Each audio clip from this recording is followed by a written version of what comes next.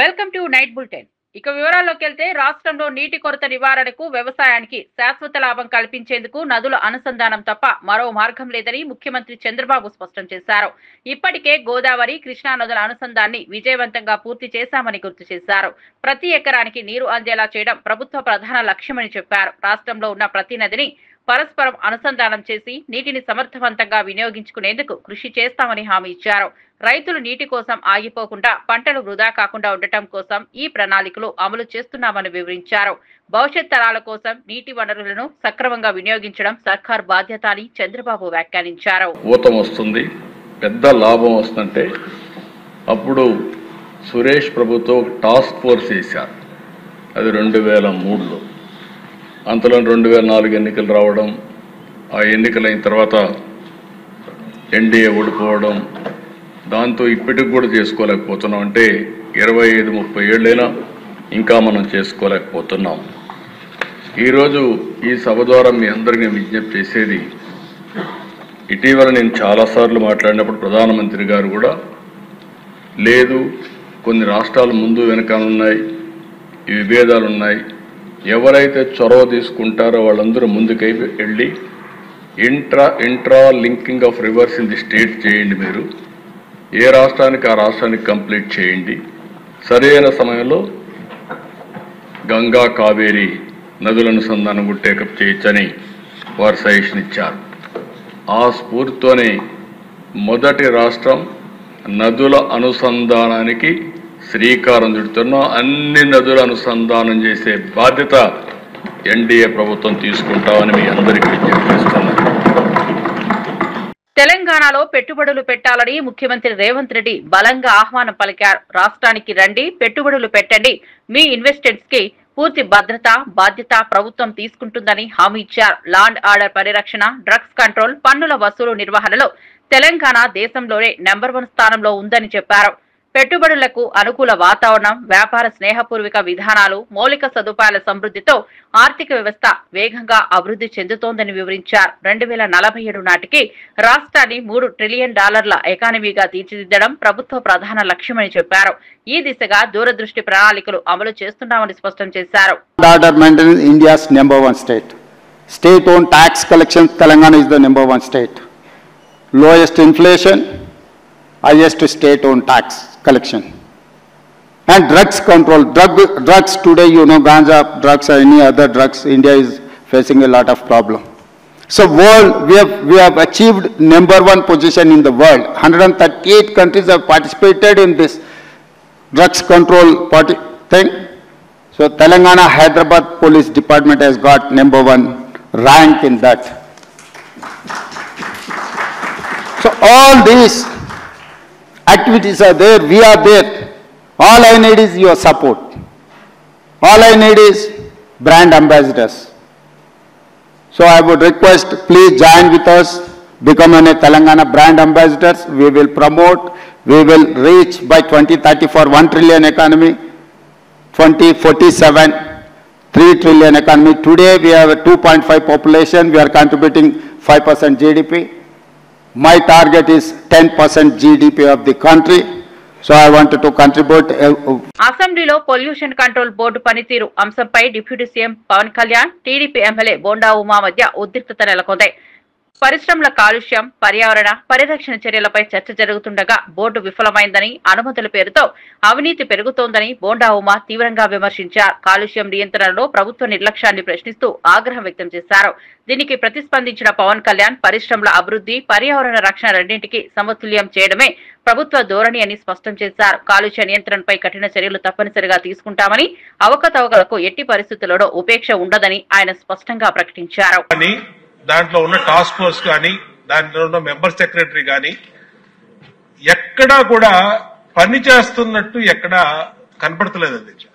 ఏదన్నా పని మీద వెళ్తే డిప్యూటీ సీఎం గారి పేరు చెప్తున్నారు అధ్యక్ష. ఆయన చేయొద్దన్నారు, ఆయన ఆఫీస్ నుంచి చెప్పాలి, ఆయన మాట్లాడాలి, ఆయన వెళ్తే కలవట్లేదు అని డైరెక్ట్ గా చైర్మన్ గారు చెప్తారు అధ్యక్ష. అంటే ఎందుకు మాట్లాడుతున్నాం అధ్యక్ష? ఇప్పుడు ఈ ప్లాస్టిక్ ని నిరోధించడం ఇది ఒక ఇష్యూ అయితే దానికి డిప్యూటీ సీఎం గారు చెప్పారు, అది బ్రహ్మాండమైనటువంటి ప్లాన్, యాక్షన్ ప్లాన్. దాన్ని నిర్వహించి ఎమ్మెల్యేలు ప్రజాప్రతినిధులు అందరూ బాధ్యత తీసుకుంటే బ్రహ్మాండంగా జరుగుతుంది అధ్యక్ష. పొల్యూషన్ కంట్రోల్ బోర్డు ఉండి కూడా విజయవాడలో పట్టించుకోని పరిస్థితి అధ్యక్ష. కాబట్టి గౌరవ డిప్యూటీ సీఎం గారిని కోరుతున్నాం అధ్యక్ష, పొల్యూషన్ కంట్రోల్ బోర్డుని కొంచెం పనిచేసే విధంగా ఆయన కొంచెం గట్టిగా మందలించాలి అధ్యక్ష, ఆయన చెప్పాలి అధ్యక్ష. అద్దంకి దయాకర్ రాష్ట్ర రాజకీయాల్లో చర్చనీయాంశంగా మారిన వ్యాఖ్యలు చేశారు. బీఆర్ఎస్ అధికారంలో ఉన్న సమయంలో కేసీఆర్ ను ప్రధానమంత్రి మోదీ, కేంద్ర హోంమంత్రి అమిత్ షా రక్షించారని ఆరోపించారు. కాళేశ్వరం అవినీతి, ఫోన్ ట్యాపింగ్ వంటి అంశాలను సీబీఐకి అప్పగించడం సరైన నిర్ణయమని ఆయన అభిప్రాయపడ్డారు. రేవంత్ రెడ్డి ఈ నిర్ణయం తీసుకోవడం ద్వారా కేంద్ర ప్రభుత్వ వైఖరి బహిర్గతమైందని తెలిపారు. అతివ్యాప్త నియోజకవర్గాల్లో అనేక ఉదాహరణలు వెలుగులోకి రావచ్చని, ప్రజలు నిజాన్ని ఎదుర్కొన్నప్పుడు నిజాయితీతో వ్యవహరించాల్సిన సమయం ఆసన్నమైందని అన్నారు. విచారణ స్వతంత్రంగా జరిగి చట్ట ప్రభావిత రాష్ట్ర రాజకీయాలపై కేంద్రం స్పష్టత చూపాలని డిమాండ్ చేశారు. దయాకర్ వ్యాఖ్యలు బీజేపీ, బీఆర్ఎస్, కాంగ్రెస్ వర్గాల్లో కొత్త చర్చలకు దారితీశాయి. నేరాలకు, వివిధ రకాల స్కామ్లకు పాల్పడ్డ మాట వాస్తవం. కాళేశ్వరమైనా, ఫోన్ ట్యాపింగ్ అయినా, ఈ ఫార్ములా కార్ రేస్ అయినా, ఇవన్నీ కూడా కేంద్ర ప్రభుత్వ సంస్థలతో, వ్యవస్థతో సంబంధం ఉన్నప్పటికీ కూడా బీజేపీని ఒప్పించుకోవచ్చు, కేంద్ర ప్రభుత్వాన్ని ఒప్పించుకోవచ్చు అని చేసిండ్రా, లేదంటే మేము చేస్తే ఎవరు మమ్మల్ని ఏమనరని చెప్పి నిర్లక్ష్యంతో చేసిండ్రా, మొత్తానికైతే ఈరోజు సిబిఐ రేంజ్ లో వాళ్ళు చేసిన ప్రయత్నాలన్నీ కూడా అందరికీ తెలుసు. నేనంటున్నా, సిబిఐ ఇన్వాల్వ్ అయితే రేవంత్ రెడ్డి గారు ఈరోజు మోదీ గారితో కలిసి చేస్తుందని చెప్పి బడేబాయి చోటేబాయి చర్చని ఈరోజు బీఆర్ఎస్ చేస్తున్నది.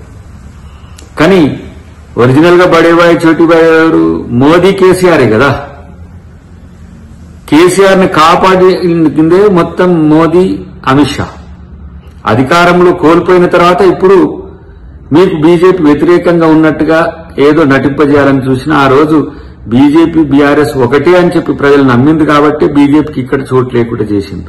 అయినప్పటికీ కూడా కేంద్ర ప్రభుత్వ సంస్థలు ఎంత వివాదాస్పదంగా ఉన్నా పరిధి వాటికి ఉన్నది కాబట్టి సిబిఐకి ఈరోజు ముఖ్యమంత్రి గారు ఈ 2 కేసులను అప్పచెప్పడం జరిగింది. ఎందుకంటే ట్రాయ్ నిబంధనలు ఇవన్నీ కూడా మనం చెక్ చేసుకోవాలంటే మీకు కేంద్ర ప్రభుత్వ సంస్థ అయిన సిబిఐతోనే సాధ్యమవుతుంది.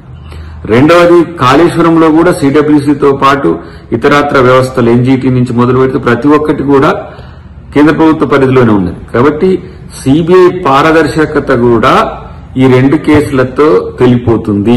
బీఆర్ఎస్ ను బీజేపీ కాపాడుతుందా, లేదంటే ఆ రోజు మోదీ, అమిత్ షా గారు, బీజేపీ నాయకులు విమర్శించినట్టే కాళేశ్వరం ఏటీఎం అయిందని చెప్పిన దాన్ని నిజమన్నట్టు చేస్తారా? ఫోన్ ట్యాపింగ్ కూడా కిషన్ రెడ్డి గారిది అయిందని చెప్పి చర్చ జరిగింది, దానికి అనుకూలంగా చేస్తారా, లేకపోతే బీఆర్ఎస్ ని కాపాడేటట్టుగా చేస్తారా అనేది బీజేపీ కూడా తెలుసుకోవాల్సిన అవసరం ఉంది.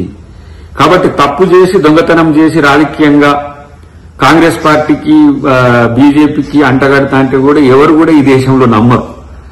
కాబట్టి డెఫినెట్ గా తప్పు చేసిన వాళ్లకు శిక్ష పడాల్సిందే. తప్పు చేసే ముందు అది ఆలోచించాలి. తప్పు చేయకముందే ఈరోజు ఏ విధంగా అందరిని, మాలాంటి వాళ్ళందరినీ జైల్లో పెట్టిండో అందరికీ తెలుసు. కానీ తప్పులు చేసి మేము తప్పించుకుంటామంటే మాత్రం డెఫినెట్ గా అది తెలంగాణ సమాజం ఒప్పుకోదనే విషయాన్ని తెలుసుకుంటే మంచిది. కడియం శ్రీహరి తనపై వస్తున్న ఆరోపణలపై స్పందించారు. చాలా మంది ఇష్టం వచ్చినట్లు వ్యాఖ్యలు చేస్తున్నారని ఆవేదన వ్యక్తం చేశారు. తాను చేస్తున్న పనుల వివరాలను స్టేట్మెంట్ రూపంలో విమర్శకులకు పంపేందుకు సిద్ధంగా ఉన్నారని స్పష్టం చేశారు.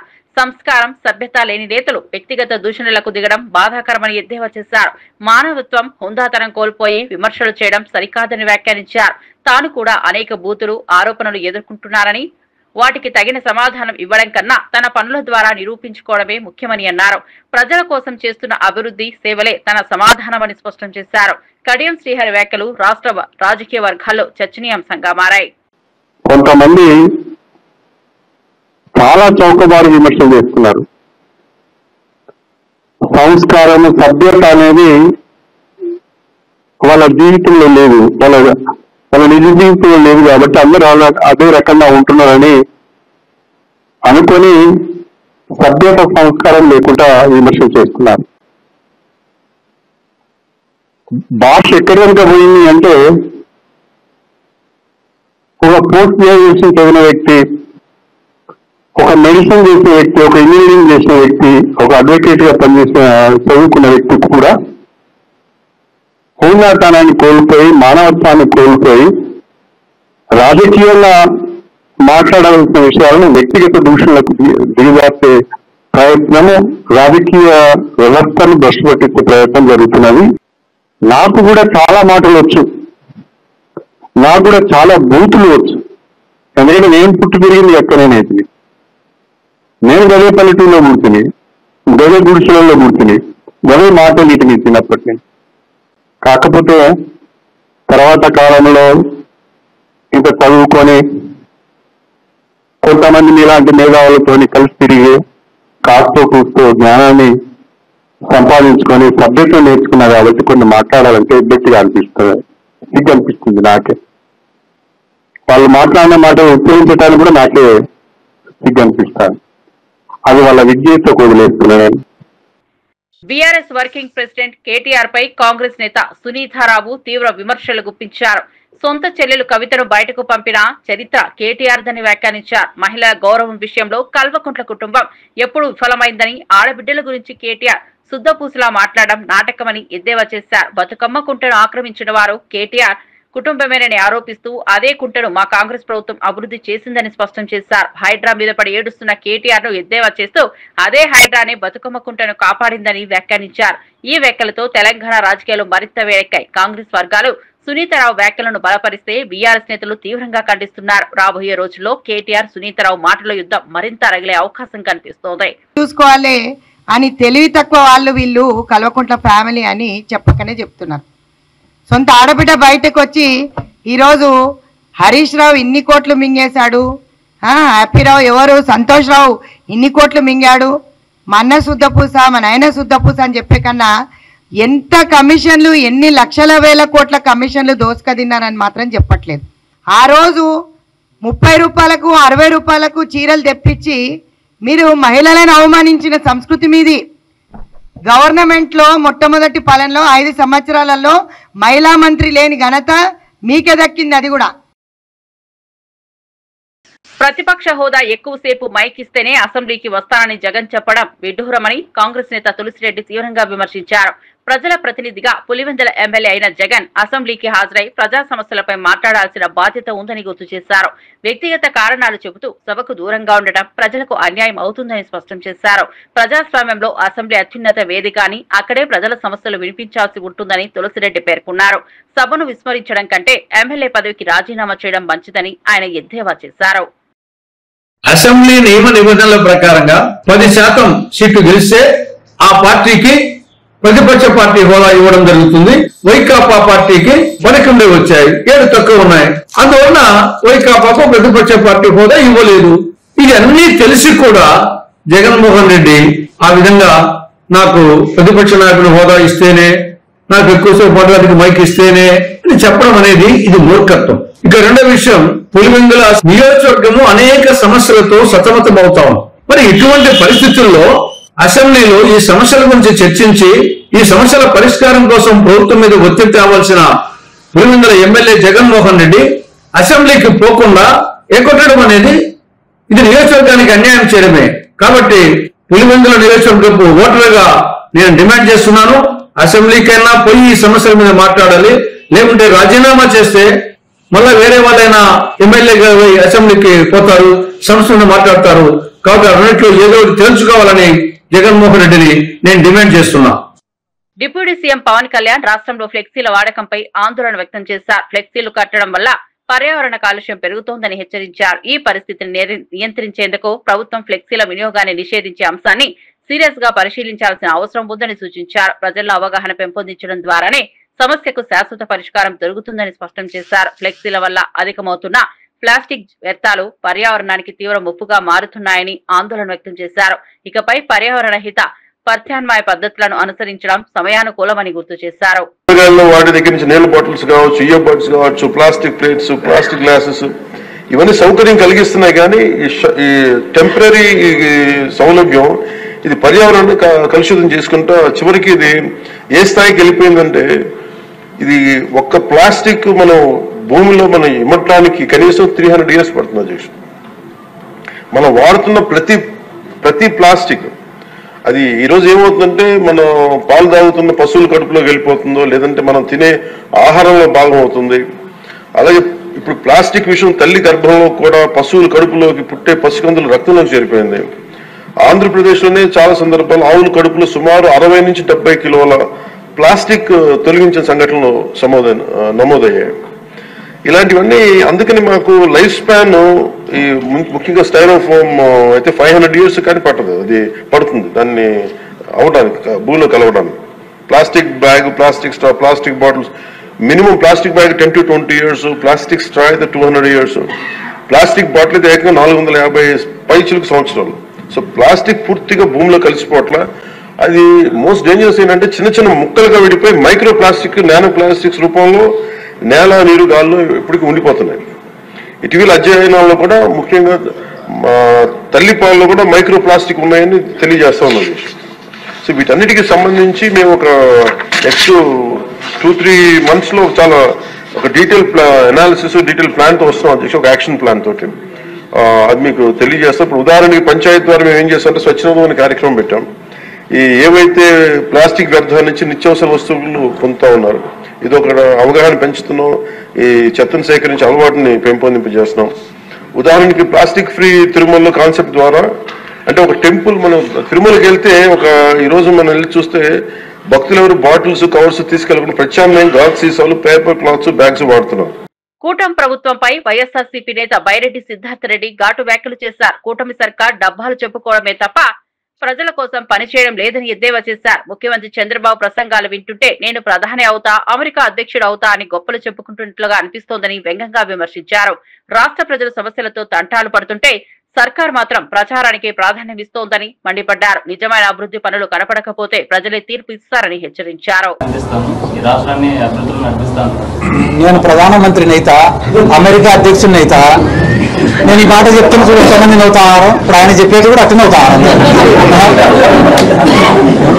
సీఎం స్పందించినట్టుగా కనపడలేదు, కూటమి పార్టీలో టీడీపీ మాత్రమే స్పందిస్తున్నారు. మొన్న పులివెందుల ఎలక్షన్ జరిగింది తెలుసా మీకు? పులివెందుల ఎలక్షన్ జరిగినప్పుడు వాస్తవానికైతే కూటమి బాధ్యత ఏమి, 3 పార్టీలపై ప్రచారం చేయాలా. దాంట్లో బీజేపీకి సంబంధించిన ఒక ఆయన యాక్టివ్గా తిరిగినాడు, టీడీపీకి సంబంధించిన ఆయన ఒక ఆయన యాక్టివ్గా తిరిగినాడు. జనసేన ఉనికే లేదు ఆడ. ఎందుకు లేదు? ఈ రాష్ట్రంలో కొన్ని చోట్ల మేము చెప్పిన చోట్ల మాత్రమే మీరు తిరగాలి తప్ప ఎక్కువ చోట్ల మీరు తిరగకూడదు. అటనే మేము చెప్పినప్పుడు మీరు మాట్లాడాలి తక్కువ, ఎక్కువ తక్కువ అరసకూడదు అని చెప్పినారు. మాకు fight is between YSR Congress party and కూటమి. ఆ కూటమిలో పవన్ కళ్యాణ్ ఉన్నా, బీజేపీ ఉన్నా, చంద్రబాబు నాయుడు ఉన్నా, లేకుంటే ఇండైరెక్ట్గా వచ్చే కాంగ్రెస్ పార్టీ అధ్యక్షురాలైనా ఎవరైనా కావచ్చు, మేము వీఆర్ వెరీ క్లియర్. మేము సింగిల్గా ఉన్నాం. మా స్టాండ్ ఒకటే, ఈ రాష్ట్ర ప్రజలకు మంచి చేయడం ఒకటే మా స్టాండు. ఈరోజు రాష్ట్రంలో ఎవరైతే కానీ చెప్పుకునేదానికి ఏం లేదనుకుంటున్నారో వాళ్ళే వైఎస్ఆర్ కాంగ్రెస్ పార్టీని విమర్శిస్తున్నారు. నన్ను ఆపడం లేదు. కేవలం ప్రశ్నించడానికి పెట్టాను, అధికారంలో ప్రతిపక్షంలో ఉన్నాను, ఇప్పుడు డిప్యూటీ సీఎం ఉన్నాడు కదా, ఎవరు ప్రశ్నిస్తున్నాడు, ఏం చేస్తారు? ఎందుకంటే కానీ పొద్దున ఒంగోలులో పుట్టినా అన్నాడు, నెల్లూరులో పుట్టినా అన్నాడు, కర్నూలులో పుట్టినా అన్నాడు. అది మీరు అడగాల్సింది మమ్మల్నిగా, ఆయన అడగాలి ఏం సార్ ఇన్ని చోట్ల పుట్టినావు నువ్వు అని. అది అయిపోయిన తర్వాత ఏమన్నాడు, నేను మా నాయన అసలు మా ఇంట్లో హారతి ఇస్తే సిగరెట్ వెలిగించుకుంటామని ఆయన్నే అన్నాడు. పొద్దున్న లేస్తే మా ఇల్లంతా రామనామం ఉంటుంది అన్నాడు. ఇప్పుడు అంత ఘోరంగా అబద్ధాలు చెప్తాంటే ఇప్పుడు నువ్వు ఇందాక నీ కింద మళ్ళీ చెప్పినా, మళ్ళీ నాతో చెప్పిస్తాను. నువ్వు నీ కోరిక అంతే ఏంది, నేనేమన్నా మాట్లాడితే పవన్ కళ్యాణ్ వాళ్ళతో నన్ను తిట్టియాలని. అదే నువ్వు నా మీద పగబట్టినావు, ఆయన పైన పగబట్టినావు అర్థమైంది. మీడియా వాళ్ళగా మీరు కూడా ఈ privatisation. BRS working president KTR పై ఎంపీ చామల తీవ్ర స్థాయిలో విరుచుకుపడ్డారు. 11 కోట్ల డీపీఆర్ అంశంపై బహిరంగ చర్చకు సిద్ధమా అని సవాల్ విసిరారు. ఇటీవలి కాలంలో కేటీఆర్ మతిస్థిమితం కోల్పోయినట్లుగా ప్రవర్తిస్తున్నారని ఎద్దేవా చేశారు. ముఖ్యంగా ఇరిగేషన్ ప్రాజెక్టుల విషయంలో ప్రజలను తప్పుదారి పట్టించే ప్రయత్నం చేస్తున్నారని ఆరోపించారు. రాష్ట్ర భవిష్యత్తు, రైతుల జీవనాధారం వంటి కీలక అంశాలపై రాజకీయ ప్రయోజనాల కోసం అబద్దాలు చెప్పడం సరికాదని మండిపడ్డారు. తాను ఎప్పుడైనా ప్రజల ముందుకు వచ్చి నిజాలు చెప్పడానికి సిద్ధమని ప్రకటించారు. కేటీఆర్ తన ఆరోపణలకు సమాధానం చెప్పకపోతే మౌనం ప్రజలే తీర్పు ఇస్తారని వ్యాఖ్యానించారు. అప్పు చేసినా నడిచింది, రాష్ట్రాన్ని కూల్చినా నడిచింది, కాళేశ్వరాన్ని కూల్చినా నడిచింది. మరి ఇప్పుడు అట్లా నడవదు. ఇంట్లో ఏం జరగకముందే జరిగింది బౌ బౌ బౌ బౌ అనగానే ఏదో అందరు చూస్తారు, ఏదో దొంగలు పడుతుంటారు ఎక్కడి నుంచి అని. అసలు దొంగలు పడ్డది మీ రాజ్యంలో, మీరు పాలించిన రాజ్యంలో దొంగలు పడి దోసుకొని వెళ్ళిపోయారు. దాని గురించి చర్చ మేము చేయకుండానే మీరు ప్రజల్ని తప్పుదోవ పట్టించి మీరు చేసిన దరిద్ర పాలన మర్చిపోవాలన్న ప్రయత్నం చేస్తున్నారు. ఇక పోతే ఏమన్నా ఉంటే మీరు వీలైతే సోషల్ మీడియాలో మాత్రం రోజు మీరు మాలాంటి వాళ్ళు ప్రెస్ మీట్ పెట్టగానే నలుగురు నెగేసి మేము మాట్లాడిందని తప్పుడు చూపిస్తున్నారు. ఆల్మట్టి డ్యాం అంశంపై తెలంగాణ ప్రభుత్వం నిర్లక్ష్యం ప్రదర్శిస్తోందని బీఆర్ఎస్ వర్కింగ్ ప్రెసిడెంట్ కేటీఆర్ తీవ్రంగా విమర్శించారు. కర్ణాటక కాంగ్రెస్ ప్రభుత్వం ఆల్మట్టి గేట్ల ఎత్తును 519 అడుగుల నుంచి 524 అడుగులకు పెంచే ప్రయత్నం చేస్తోందని ఆరోపించారు. దీంతో తెలంగాణ హక్కులు శాశ్వతంగా దెబ్బతింటాయని ఆందోళన వ్యక్తం చేశారు. ఉమ్మడి పాలమూరు, రంగారెడ్డి, నల్గొండ జిల్లాలకు కృష్ణా నీళ్లు అందకపోవచ్చని హెచ్చరించారు. కృష్ణా నీళ్లు ఆగిపోతే 90% పూర్తయిన పాలమూరు, రంగారెడ్డి ఎత్తిపోతల పథకం వృధా అవుతుందని ఆగ్రహం వ్యక్తం చేశారు. తెలంగాణ ప్రభుత్వం ఇలాంటి కీలక అంశంలో మౌనం వహించడం ప్రజల హక్కులను ద్రోహమని వ్యాఖ్యానించారు. ఈ ప్రాంత ప్రజలకు గాని కృష్ణా జలాల్లో మనకు శాశ్వతంగా మన హక్కులకు గండిగొట్టే ఒక ప్రయత్నం కర్ణాటక ప్రభుత్వం చేస్తా ఉన్నది. ఇక్కడ వాస్తవం ఏంటి అంటే 70,000 కోట్ల రూపాయలు కేవలం ఒక భూసేకరణ కోసమే కర్ణాటక ప్రభుత్వం మరి ఆల్మట్టి డ్యాం ఎత్తు పెంచడానికి నిర్ణయం తీసుకుని 70,000 కోట్ల రూపాయలు ఏదైతే కేటాయించిందో దీనివల్ల శాశ్వతంగా తెలంగాణలో ఒక చుక్క కృష్ణా నీళ్లు కూడా మనకు అందకుండా పోతుంది. ఇవాళ కర్ణాటకలో ఉన్నది కాంగ్రెస్ ప్రభుత్వం, తెలంగాణలో ఉన్నది కాంగ్రెస్ ప్రభుత్వం. కానీ ఇప్పటి వరకు మన తెలంగాణ ప్రభుత్వానికి కనీసం సోయి కూడా లేదు, ఆలోచన కూడా లేదు. దున్నపోతు మీద వానపడ్డట్టు రేవంత్ రెడ్డి గారు ఇవాళ ఎక్కడో ఢిల్లీలో జల్సాలు చేస్తూ ఇక్కడ కనీసం తెలంగాణ ప్రాంత రైతాంగానికి సంబంధించిన ఇంత ముఖ్యమైన సమస్య విషయంలో స్పందించడం లేదు. పాలమూరు బిడ్డగా చెప్పుకునే రేవంత్ రెడ్డి గారు మరి కేసీఆర్ గారి గవర్నమెంట్ లో కట్టిన పాలమూరు, రంగారెడ్డి ఎత్తిపోతల పథకం దాదాపు 90% పూర్తయింది. ఇవాళ అక్కడ నీళ్లు లేకపోతే, పైనుంచి నీళ్లు రాకపోతే మనకి ఎక్కడి నుంచి ఆ పాలమూరు, రంగారెడ్డి ఎత్తిపోతల పథకం ఫలవంతమవుతుంది? మీరు గొప్పగా పెట్టుకున్న నారాయణపేట, కొడంగల్ ఎత్తిపోతల పథకంలో కూడా జూరాలకే నీరు రాకపోతే మీకు ఎక్కడి నుంచి నీళ్లు వస్తాయి? కాబట్టి ఇకనైనా కళ్ళు తెరవండి, మొద్దు నిద్ర వీడండి, వెంటనే స్పందించండి, కోర్టుకు పోండి. లేదంటే బీఆర్ఎస్ పార్టీ తప్పకుండా ఈ ప్రాంత ప్రజలు మహబూబ్నగర్ కావచ్చు, నల్గొండ కావచ్చు, ఖమ్మం కావచ్చు, రంగారెడ్డి కావచ్చు, వారందరి తరఫున పోరాటానికి నడుం బిగిస్తుంది. అట్లాగే ఇవాళ తెలంగాణలోని మా అన్నదమ్ములతో కూడా నా విజ్ఞప్తి, నా ప్రార్థన, ఒక్క ప్రాజెక్టు ఆల్మట్టి దానిలో 5 ఫీట్ల ఎత్తు పెంచితే ఇవాళ 70,000 కోట్ల ఖర్చు వస్తుందని చెప్పి కర్ణాటకలోని కాంగ్రెస్ ప్రభుత్వం చెప్తున్నది. మరి కాళేశ్వరం ప్రాజెక్టు ద్వారా 3 బ్యారేజీలు, 15 రిజర్వాయర్లు, 19 సబ్స్టేషన్లు, 21 పంప్ హౌజులు, అట్లాగే 100 కిలోమీటర్ల సొరంగ మార్గాలు, 1000 కిలోమీటర్ల ప్రవాహ కాలువలు నిర్మించిన మరి తెలంగాణ ప్రభుత్వం కేసీఆర్ గారి నాయకత్వంలో 93,000 కోట్లు ఖర్చు చేస్తే నానా యాగి చేసి, నానా గోల చేసి, ఇదేదో స్కామ్ జరిగిపోయింది, 1,00,000 కోట్ల కుంభకోణం అని చిల్లర మాటలు మాట్లాడిన కాంగ్రెస్ పార్టీ రేవంత్ రెడ్డి నాయకత్వంలో చేసిన చిల్లర ప్రచారాన్ని ఇక్కడైనా మీరు గమనించండి అని కోరుతా ఉన్నా. ఒక బృహత్తరమైన పని చేయాలంటే వాళ్ళ కర్ణాటక ప్రభుత్వం 70,000 కోట్లు కేవలం భూసేకరణకి ఖర్చు పెడతా ఉన్నది. దీన్ని బట్టే మీరు అర్థం చేసుకోవాలి. ఇన్ని రోజులు కాంగ్రెస్ చేసిన చిల్లర ప్రచారం అంతా కూడా డొల్ల ప్రచారం, దొంగ ప్రచారం, దొంగ మాటలు తప్ప ఇంకోటి కాదు. కానీ ఖచ్చితంగా కాంగ్రెస్ పార్టీ ఈ విషయంలో స్పందించాలి. రాహుల్ గాంధీ స్పందించాలి, రేవంత్ రెడ్డి స్పందించాలి. వెంటనే మేల్కొని ఇక్కడ మరి వారు స్పందించి కర్ణాటకను ఆపకపోతే న్యాయ పోరాటము తప్పదు, ప్రజా పోరాటము తప్పదు. దానికి బీఆర్ఎస్ పార్టీ నాయకత్వం వహిస్తుందని చెప్పి మళ్ళొకసారి నేను విజ్ఞప్తి చేస్తాను. చిన్న చిత్రంగా విడుదలై ఘన విజయాన్ని సాధించిన లిటిల్ హార్ట్స్ సినీ పరిశ్రమలోకి రావాలనుకునే వారికి స్ఫూర్తినిస్తోందని ప్రముఖ హీరో విజయ్ దేవరకొండ పేర్కొన్నారు.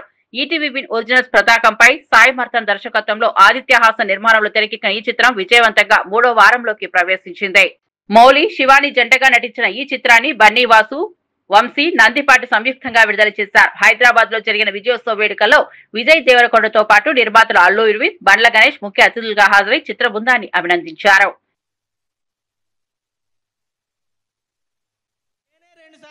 సినిమా మీరు నా సినిమాని ఎన్నిసార్లు చూసాను. Thank you so much. Thanks a lot. Thank you ETV వాళ్ళకి థ్యాంక్స్ చెప్పుకోవాలి. ఈటీవీ వాళ్ళ సపోర్ట్ లేకుండా ఇంతవరకు రావడం కుదరదు. చిన్న సినిమా చచ్చిపోయింది, మా ప్రస్థానంలో అంత్యక్రియలు చేద్దాం అనుకుంటున్న తెలుగు ఇండస్ట్రీలో కథతో తీస్తే సినిమా హిట్ అవుద్ది, బడ్జెట్ తో కాదు నిరూపించింది లిటిల్ హార్ట్స్. ఒక పెద్ద సినిమా షెడ్యూల్ వేసుకుని 3 రోజులు షూటింగ్ క్యాన్సిల్ అయితే 2.5 కోట్లు అవుతున్నాయి. ఈ రోజుల్లో 2.5 కోట్లతో 50 కోట్లు కలెక్ట్ చేసే సినిమా తీశారంటే hats off to Little Hearts team. So చాలా సంతోషం వాళ్ళిద్దరు సక్సెస్ అయినందుకు. పర్టికులర్ గా ఇటువంటి చిన్న సినిమాలని ఎంకరేజ్ చేస్తూ విజయ్ ఇటువంటి ఫంక్షన్స్ కి వచ్చి వీటిని పాల్గొనడం అనేది it's very very appreciable thing. Very nice of you Vijay to encourage people like this. తర్వాత ఇంకొకటి ఆఖరి మాట ఏంటంటే, టీనేజర్ తో సినిమా తీస్తే ఇంత గోల్ ఉంటుందా? బాగుంది. మళ్ళీ టీనేజర్స్ తో ఏదైనా కథ రాయించి ఏదైనా సినిమాలు తీస్తే బాగుండు అని అనిపిస్తుంది అనమాట. మౌలి నేను ఆనంద్ కి విపరీతంగా ఇష్టము. ఎప్పుడు వచ్చి మౌలి రీల్ చూపించేటోడు. మౌలి ప్రమోషన్స్ కూడా huge contribution of the success is how this boy promoted this film. But ఈ ప్రమోషన్లు కూడా ఎంటర్టైనింగ్ ఉంటాయి. Mouli, Marthand, Sinjith, DOP, Shivani, you all did such a beautiful job. I wish you all success in life. BJP MP Konda Vishweshwar Reddy media సమావేశంలో రాష్ట్ర ప్రజా సమస్యలు, అభివృద్ధి కార్యక్రమాలు, పెట్టుబడి అవకాశాలపై స్పందించారు. కేంద్రం చేపడుతున్న పథకాలు ప్రజలకు సక్రమంగా చేరే విధానంలో లోపాలు ఉన్నాయని గుర్తు చేశారు. ఈ లోపాలను సరిచేయడానికి తాను కృషి చేస్తానని హామీ ఇచ్చారు. తెలంగాణ అభివృద్ధి కోసం కొత్త ప్రాజెక్టులు అవసరమని, ముఖ్యంగా పారిశ్రామిక వృద్ధి, ఐటీ రంగ ప్రోత్సాహకానికి ప్రత్యేక ప్రణాళికలు అవసరమని అన్నారు. పెట్టుబడులను ఆకర్షించేందుకు అనుకూల వాతావరణం కల్పించడమే రాష్ట్ర భవిష్యత్తుకు మేలని తెలిపారు. రాష్ట్రం, కేంద్రం మధ్య సంబంధాలను బలోపేతం చేసి అభివృద్ధి దిశగా ముందుకు తీసుకెళ్లడం తన ప్రధాన ధ్యేయమని స్పష్టం చేశారు. ఇవి వస్తువులే కాదు, మనం ఇల్లు కొనబోతే దాని మీద కూడా తక్కువ. ఎందుకంటే సిమెంట్ ను తక్కువ చేసిండ్రు. సిమెంట్, స్టీల్ మీద ఇంకా ఇది ఉన్నది. సిమెంట్ తక్కువ చేసిండ్రు, స్టీల్ మీద చేయలేదు. అయితే సిమెంట్ మీద తక్కువ చేసిండ్రు. ఇల్లు కొన్నప్పుడు బట్టలు, తొడుక్కునే బట్టల మీద అంటే తక్కువ చేయలేదు. కానీ అప్పుడు ఎట్లుండే, ఇంతకుముందు రాష్ట్ర 1000 రూపాయల కన్నా తక్కువ ఉన్న షర్ట్ ఇవాళ రేపు అందరూ కూడా రెడీమేడ్ షర్ట్, ఊర్లకు పోయినా రెడీమేడ్ షర్ట్లు వేసుకుంటున్నారు. బట్టలు ఇవన్నీ 1000 రూపాయల కంటే తక్కువ ఉన్నది 5%, 1000 రూపాయల కంటే ఎక్కువ ఉన్నది 18%. మంచిది, ఎందుకంటే ధనవంతులు వాళ్ళకు అవసరం లేదు ఇది. అయితే ఇప్పుడు దాన్ని స్లాబ్ పెంచిండ్రు 2500. ఇటువంటి చిన్న చిన్నవి ఎన్నో చేసిండు. నిజంగానే సంక్షేమం అంటే ఇది సంక్షేమం. ఏదో వీళ్ళకి ఈ బంధు, వాళ్ళకి ఆ బంధు, ఆ పార్టీ ఉన్న వాళ్ళకి ఇచ్చుడు, అవి కాదు. ఇది మొత్తం భారతదేశానికి. అందుకే మరోసారి మీ అందరి కోఆపరేషన్ కావాలి. ఇది ప్రజలకు తీసుకుపోయేందుకు, ఇది ప్రజలకు తెలియాలి. 22 నుంచి ఇది మొదలైతుంది. వార్షికంగా కేవలం 30,000 వ్యయంతో మెడికల్ సీటు అందుబాటులోకి వచ్చిందని వివరించారు. కానీ ప్రస్తుతం సీఎం చంద్రబాబు పీపీపీ పేరుతో ఈ కాలేజీలను తన బినామీలకు అప్పగిస్తోందని ఆరోపించారు. దీంతో విద్యార్థులు ఇకపై ఏడాదికి 30 లక్షలు ఖర్చు చేయాల్సిన దుస్థితి వస్తోందని తీవ్ర విమర్శలు గుప్పించారు. పేదల కలలైన విద్యను వాణిజ్య వస్తువుగా మార్చడం అన్యాయమని పేర్కొన్నారు.